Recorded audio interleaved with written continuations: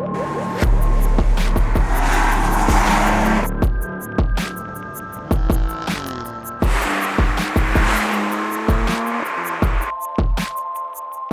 join me inside an Alfa Romeo Giulia Quadrifoglio, and I'm about to tell you why you should buy one.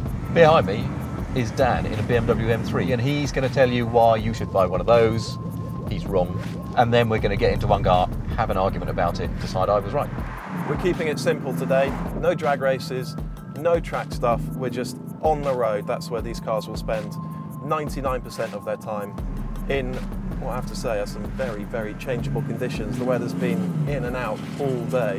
One of these two cars could well be the best sports saloon on the planet, BMW M3 or Alfa Romeo Giulia Quadrifoglio. This is the facelifted version, it's the 2018 model year, and this is also the competition version, the M3 Competition. So why should you have an Alfa Romeo Giulia? Why shouldn't you have an Alfa Romeo Giulia? This is the best car in its class to drive. This is one of the best cars in the world to drive at the moment. When this car was launched last year, and let's not forget, Alfa, while it has a pretty sensational history and heritage, it doesn't exactly have a great track record of batting sports saloons out of the park in the last decade or so, does it?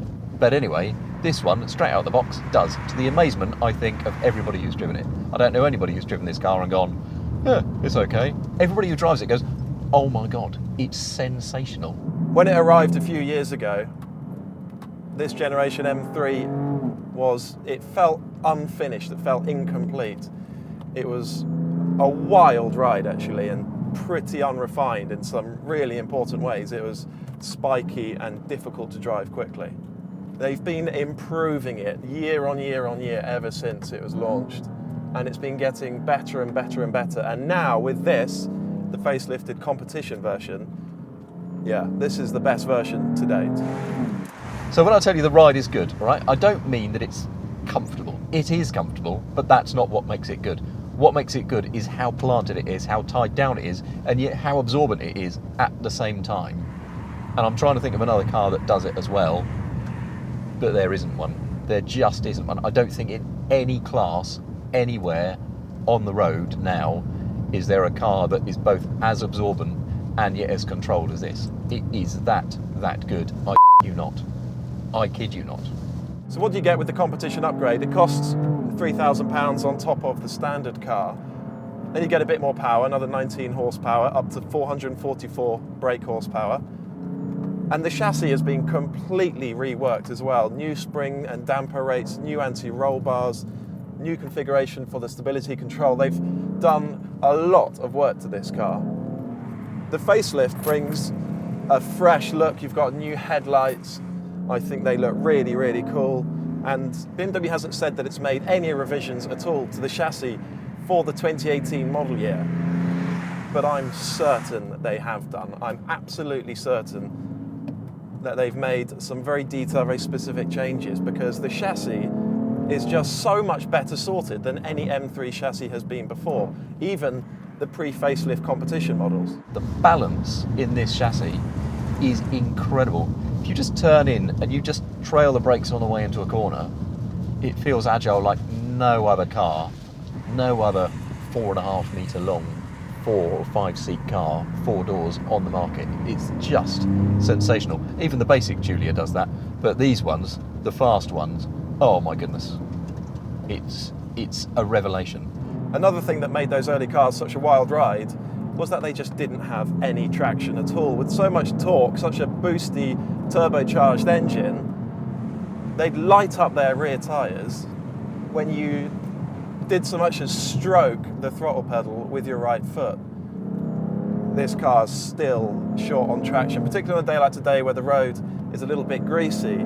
You still have to be very, very careful with your right foot if you've got the systems off.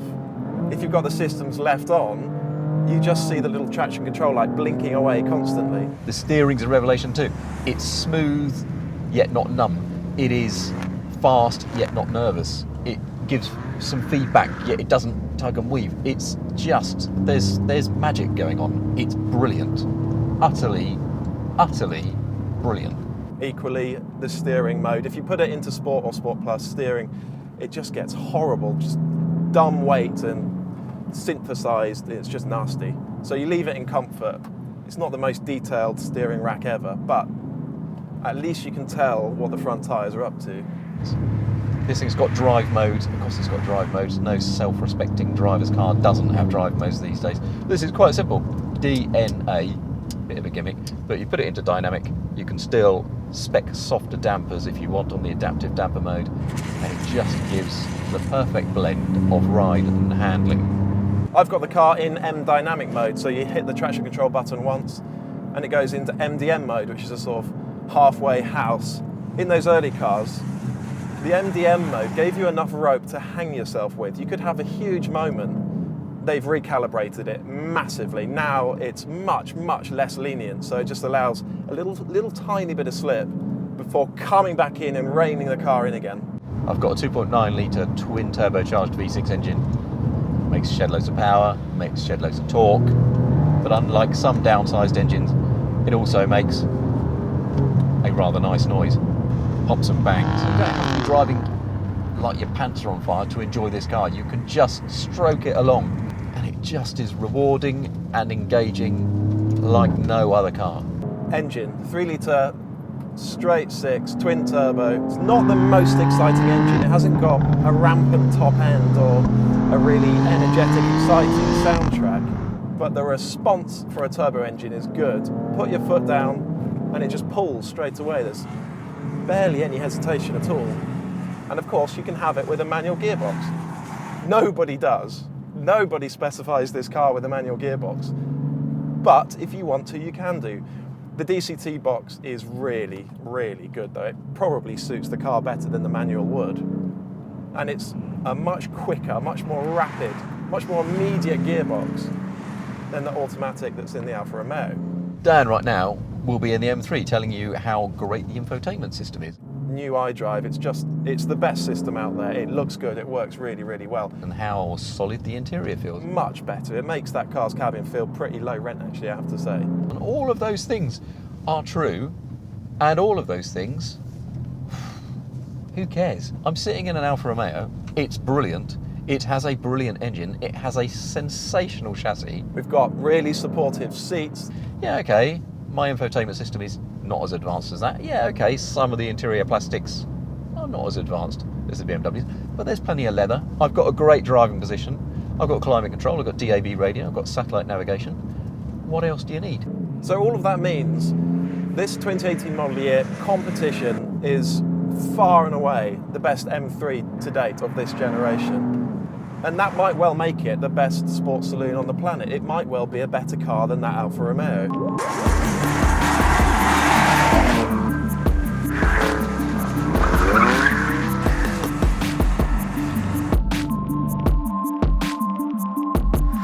All right, mate, welcome inside. What? What's wrong with it? Some sort of Punto is this? Oh, come on. This bit, I think that's right. You've been inside the M3, haven't you? Yeah. And you've been telling everybody how wonderful it is, how solid it is. It's a good cabin, actually. It's a solid, good quality cabin, and actually it doesn't just feel like a 3 Series. That's quite an important point, isn't it? It feels like it's a special model, which it is. I wouldn't doubt any of that. But let's be honest, with sporty cars like this, what you want from a cabin is a good seat, a good seating position. Doesn't get better than this, does it? And they're the important things, aren't they? It's very, very tough for me, actually. This thing, it's fantastic to drive. It really is. I love the bumpy road mode, the slashing off the damper mode. So soft. Why does really BMW need 3 steering weights and 3 gearbox modes? And really, it only needs one steering mode. Yeah, and that's comfort. Exactly. It's just it feels like the Alfa engineers have just gone, well, this is how it should be. There you go. If you're trying to sum the cars up, you can probably describe the M3 as feeling like a sports saloon, and this Alfa actually feels like a sports car with 4 doors. That is a very, very neat summary, actually. I like that a lot. Something about how sharp the steering is, how well tied into the front axle it is. It's just, it's intuitive. Yeah, totally. Yeah, it feels totally natural to drive on it. There's a real ease and flow to it.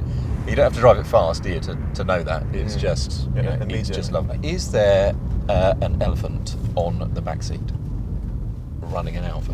I see. That we should, metaphorically, It's difficult, isn't it? Because we try cars when they're new, they're not in customer satisfaction surveys, they might be pre-production cars, they might be early build cars, people might still be getting on top of little niggling issues. Yes. Let's suppose you and a bunch of mates are going on a road trip around Europe, going to maybe Spa, going to the ring, going to do a few laps. Which of these two cars would you trust to get you there and back without any dramas? That is the problem. I mean, I wouldn't want to come back in an actual Punto, and I wouldn't want to spend a day while somebody plugs a laptop in at a dealer, even if it's just a little electrical niggle, like, you know, I got into this thing last night and the infotainment system because I had the audacity to plug my phone in. How dare you? Just backed up. And it didn't work until this morning. It's perfect again. It's absolutely fine. And I just, you know, we've had problems with it. Pistonhead's had problems with theirs. This car has been back.